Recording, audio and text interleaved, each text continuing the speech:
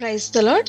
ఈ రోజు దేవుని వాక్యము, దేవుడు మిమ్మును స్థిరపరచును, నేను వారిని స్థిరపరచెదను, వారిని విస్తరింపచేసి వారి మధ్య నా పరిశుద్ధ స్థలమును నిత్యము ఉంచెదను. యెహెజ్కేలు గ్రంథము 37వ అధ్యాయము 26వ వచనం.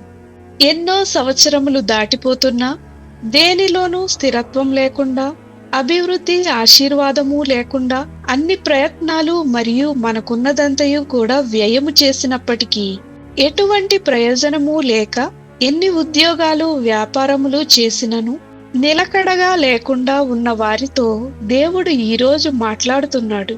మనము ఆయన వాక్యమును హృదయంలో ఉంచుకొని ఆయన ఆలోచన చెప్పున నడవగలిగితే ఆయన మనతో ఉండి మనలను ఆశీర్వదించి స్థిరపరిచెదనని వాగ్దానం చేస్తున్నాడు.